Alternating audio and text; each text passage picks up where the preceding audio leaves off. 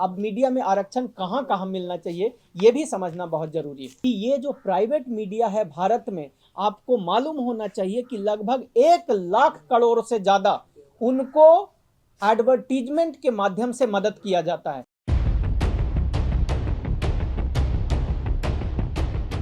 दोस्तों, मैं आज जिस बात पे चर्चा करने जा रहा हूं, यह एक बहुत ही महत्वपूर्ण विषय है इस देश की 90% आबादी को लेकर। और इस देश की 90% आबादी के बारे में जैसा कि अभी प्रोफेसर रतन लाल जी ने बताया कि इस देश में ये बहुत ज़रूरी है कि हम लोगों को पता होना चाहिए कि यहाँ रहने वाले लोग किस समुदाय से बिलोंग करते हैं, और इसके लिए जाति जनगणना की बात इन्होंने कही। अब इसी को लेकर के हम आगे चलते हैं। हमारा जो मुद्दा है, जिस विषय पे आज हम आपके बीच में चर्चा करेंगे, जो बात हम रखेंगे, वो है मीडिया में हमारी हिस्सेदारी होनी चाहिए, मीडिया में रिजर्वेशन होना चाहिए। तो आप अंत तक इस वीडियो को देखिएगा और मैं आपको बताऊंगा कि मीडिया में रिजर्वेशन जरूरी क्यों है, इसकी आवश्यकता क्यों ऐसी आन पड़ी है कि मीडिया में रिजर्वेशन होनी चाहिए। नंबर 1, अगर मीडिया में रिजर्वेशन होता है तो वो कौन से लोग हैं जिनको, इस देश में कौन सा समुदाय है जिसको लाभ मिलेगा, क्या उनको लाभ मिलेगा। जैसे आप देखोगे सरकारी नौकरियों में आप देखेंगे कि जो लोग एक पर्टिकुलर समुदाय से बिलोंग करते हैं उनको डायरेक्टर, मैनेजर और चेयरमैन, वाइस चांसलर बनने नहीं दिया जाता है इस देश में। उन लोगों के बारे में हम बात करेंगे। उन लोगों को लाभ मिलेगा जब मीडिया में रिजर्वेशन आएगा, जिन लोगों को सरकारी व्यवस्थाओं में उनकी जाति के जनसंख्या के आधार पर जिनको हिस्सेदारी नहीं मिल रही है, उन लोगों के बारे में आपको मैं बताऊंगा कि किस प्रकार से जब मीडिया में आरक्षण होगा तो उन सारे लोगों को, जो गरीब हैं, कमजोर हैं, मजबूर हैं, लाचार हैं, ये सारे लोगों को लाभ किस प्रकार से मिलेगा, इसके बारे में मैं आपको बताऊंगा।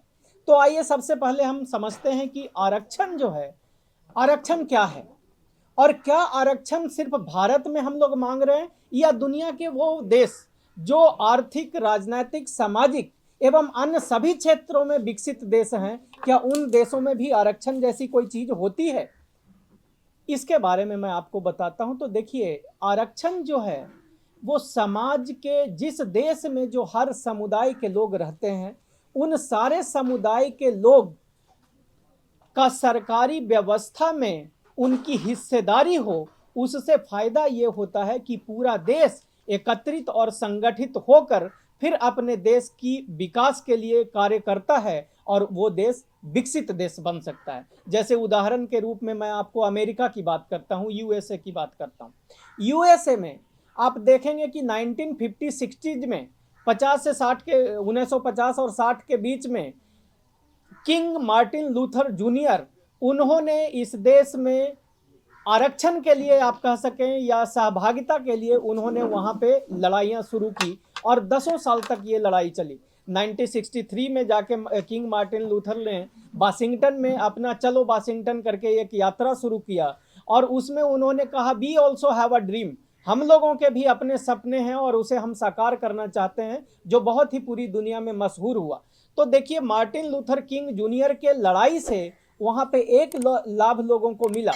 वहाँ पे लाभ ये मिला कि जब आप इस व्यवस्था को देखेंगे तो लाभ ये मिला कि बाद में आरक्षण को वहाँ पे क्या बोलते हैं, आरक्षण को, हाँ, अफर्मेटिव एक्शन के नाम पे अमेरिका में आरक्षण दिया गया।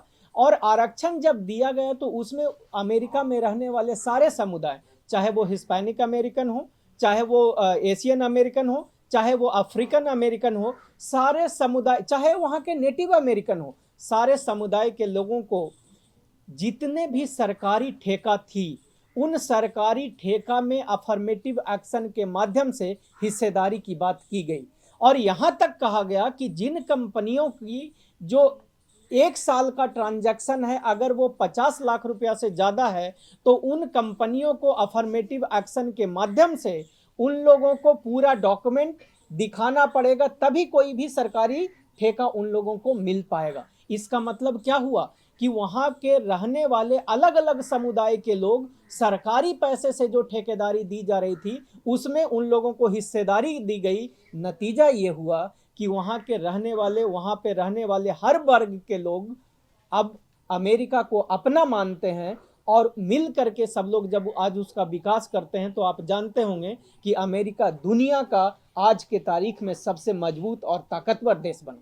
अब आपको कहोगे कि भाई वो तो बड़े लोग थे, उन्होंने किया, तो हम साधारण लोग हैं, हम क्या कर सकते हैं? तो मैं आपको बता दूं जानकारी के लिए, आप साधारण लोग बहुत कुछ कर सकते हैं। वहाँ एक मैडम पार्कर हुआ करती थी। मैडम पार्कर, उस समय एक कानून हुआ करता था अमेरिका में, वहाँ पे जितने भी बसेस चलते थे वो सारे बसेस अमेरिकन के होते थे, यानी वाइट्स के होते थे। तो वहाँ पे व्यवस्था ये थी कि जितने भी ब्लैक थे, अगर कोई भी वाइट आ गया तो उनको सीट छोड़ करके खड़ा होना पड़ता था, और उसके बाद वो जो है वाइट बैठ के जाएगा और अमेरिकन जो है वहाँ पे खड़ा होकर के वाइट जो है वो बैठ के चलेगा, और बाकी मूल के जो लोग थे उन लोगों को बस में खड़ा होकर चलना पड़ेगा। तो वहाँ पे मैडम पार्कर एक साधारण सी महिला थी, उन्होंने कहा कि नहीं, हम ऐसा नहीं कर सकते। और पता है ये कानून था, ये कानून बना हुआ था कि वाइट आएगा तो बस आप में आपको खड़ा होना पड़ेगा। मैडम पार्कर जो एक साधारण सी महिला थी, उसने रेसिस्ट किया और उसके बाद कहा कि नहीं, मैं नहीं खड़ा होंगी। तो उस समय तो मैडम पार्कर को जेल जाना पड़ा और बहुत सारी समस्याएं या प्रताड़ना उनको झेलनी पड़ी। लेकिन बाद में वहाँ के जो लोग थे, वहाँ के अलग अलग मूल के लोग थे, उन लोगों ने तय कर लिया कि अब कुछ भी हो जाए हम इनके बस में नहीं चलेंगे। तो आपको मालूम है मात्र 13 से 14% जो हैं वहाँ वाइट लोग रहते हैं, उन लोगों की बसें बाद में खाली चलने लग गई। तो उनको साल भर के अंदर समझ में आ गया कि ये तो बड़ा मुश्किल है, अगर ब्लैक लोग हमारे बस में नहीं चलेंगे या बाहरी मुल्क के लोग नहीं चलेंगे तब तो बड़ा मुश्किल हो जाएगा। तब उन्होंने, आपको पता है, वहां के कोर्ट ने उस कानून को इलीगल करार कर दिया गया, असंवैधानिक करार दिया, और बाद में फिर सारे लोग जिसको जहां पे सीट मिल जाए बस में वो लोग बैठना शुरू कर दिए। तो मेरे कहने का मतलब, ये बात मैंने सिर्फ आपको इसलिए बताया कि एक आम आदमी भी अगर चाहे तो भारत में भी अगर मीडिया में वो आरक्षण को लेकर के आता है तो अब इसके लाभ मैं बताता हूं। देखिए मीडिया है क्या। आज से पहले पुराने जमाने में 90s के पहले आप देखोगे तो मीडिया सिर्फ दो तरीके के होते थे। एक तो होता था टेलीविजन वाला जो सरकारी मीडिया था, और उसके बाद जो होता था रेडियो, रेडियो के माध्यम से जन जन तक आपकी आवाज़ें या बातें पहुंचा करती थी। उसके बाद जो दूसरा मीडिया का जो पहले प्रकार था वो पता है क्या है? आप सुन के आश्चर्यचकित हो जाओगे। ये मंदिर में बैठे जो पुजारी हैं, जो आजकल प्रवक्ता बने हुए हैं, अलग अलग धर्मों पे प्रवक्ता जो बन के, वो लोग भी मैसेंजर का काम करते थे, एक प्रकार का मीडिया का वो लोग काम करते थे। तो आप देखोगे कि 90s के बाद में भारत में प्राइवेट मीडिया आना शुरू हो गया। तो अब आप कहोगे कि भाई आप प्राइवेट मीडिया में आरक्षण की बात कैसे करते हो, वो तो किसी एक पर्टिकुलर आदमी का है, उसने पैसा लगाया है और उसका आमदनी वो खा रहा है।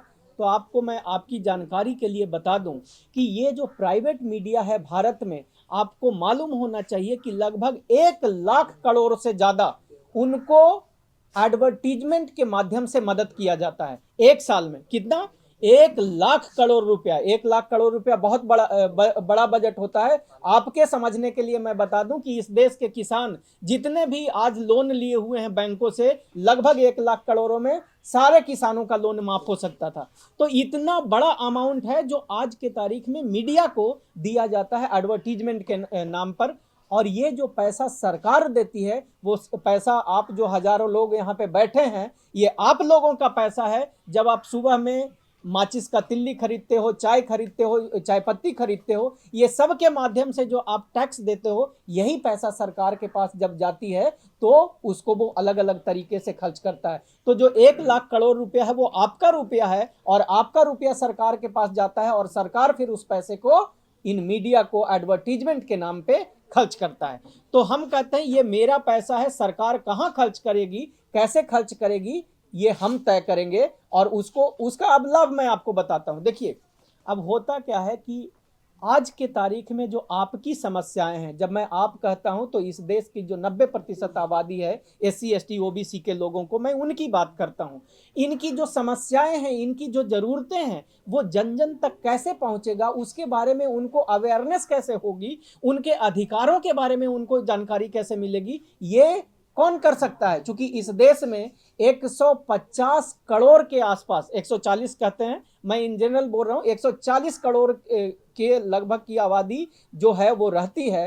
और अगर कोई मैं बात करूं कि सरकारी नौकरी में आपको हिस्सेदारी नहीं दी जा रही है, ये बात कैसे पहुंचेगी? तो मीडिया एकमात्र साधन है जो जन जन तक पहुंचने का काम करता है। और जब सरकारी नौकरी में हिस्सेदारी नहीं मिल रही है और ये बात आपको जानकारी इस देश के लोगों को जब नहीं होगी तो कैसे आपको उसका अधिकार मिल पाएगा? उसके प्रति आप जागरूक नहीं होगे तो आप अपना मांग नहीं रख पाएंगे, और जब मांग नहीं रख पाएंगे तो सरकार उसके बारे में कोई कानून या कोई व्यवस्था लेकर के नहीं आ रही। ये मैं उदाहरण की तरह आपको समझाने का कोशिश किया। तो तब मैं आपको बताता हूं कि ये बहुत जरूरी है कि इस देश के लोग अपने हक और अधिकार के बारे में जानें, और जानने का जो माध्यम बन सकता है वो है मीडिया। दूसरा, 1 लाख करोड़ की बात मैंने की। जो दूसरी बात मैं आपको बताने जा रहा हूं कि जब ये बड़े बड़े मीडिया हाउस बनते हैं तो उनको सरकार रिवेटेड रेट पे उनको जमीनें देती है अपना वो पूरा खोलने के लिए, पूरी व्यवस्था के लिए। तो ये भी पैसा सरकार का है जो जमीनें उनको दी जा रही है। तो जिस प्रकार से अन्य व्यवस्थाओं में जो सरकारी पैसा है, उस सरकारी पैसे के इस्तेमाल में अगर ये व्यवस्था बनाई जाए कि हमारा आरक्षण, अब मीडिया में आरक्षण कहाँ कहाँ मिलना चाहिए ये भी समझना बहुत जरूरी है। मीडिया में उन पदों पर तो आरक्षण बहुत जरूरी है जो पद मैनेजेरियल होता है, जो पद ये डिसाइड करता है। जैसे आपने सुना होगा कि एडिटर होता है मीडिया में, एडिटर तय करता है कि क्या बोली जाएगी, क्या सुनी जाएगी और क्या चलाया जाएगा। तो एडिटर के पद पर या जो जो इम्पोर्टेंट जो पद हैं, मैनेजेरियल जो पोस्ट हैं, उन पदों पर जो है इसको जरूर करना चाहिए रिजर्वेशन। और रिजर्वेशन आबादी के अनुसार करनी चाहिए। जो 90% हमारी है आबादी है, इस आबादी के हिसाब से हर डिपार्टमेंट मीडिया में हर भाग में हमको 90% अधिकार चाहिए। तो अब कहोगे कि ये कैसे संभव है? तो इसके लिए एक बहुत आसान तरीका है। चूंकि वो जो लाखों करोड़ रुपया मीडिया को जाता है, वो मीडिया कम से कम उनको ये कहा जा सकता है कि अब आप इसको जो है उन्हीं लोगों को ये पैसा दिया जाएगा एडवर्टीजमेंट के लिए जो हिस्सेदारी की बात करे, और जो अपने हिस्सेदारी की बात करे, और जो लोग 90% व्यवस्था में 90% हिस्सेदारी SC ST OBC को देगा, उन्हीं को सरकारी एडवर्टीजमेंट दिया जाएगा। और जो लोग नहीं देंगे उनको सरकार और लोग दोनों बाइकआउट करेंगे। अगर इस प्रकार की व्यवस्था बनाई जाए कि उन्हीं प्राइवेट एजेंसियों को या मीडिया को दिया जाएगा ये एडवर्टीजमेंट, जो प्राइवेट मीडिया और एजेंसी अपनी व्यवस्था में जिस प्रकार से विदेशों में, अमेरिका में जो लोग पूरा डिटेल्स देते हैं कि यहाँ पे अफर्मेटिव एक्शन का पूरा व्यवस्था लागू किया जा रहा है, उसी प्रकार से भारत में अगर मीडिया में कहे कि जो 90% अधिकार जिन लोगों को नौकरी और रोजगार देने वाली जो मीडिया कंपनियां हैं उन्हीं को एडवर्टीजमेंट का पैसा मिलेगा, बाकी दूसरे लोगों को नहीं मिलेगा।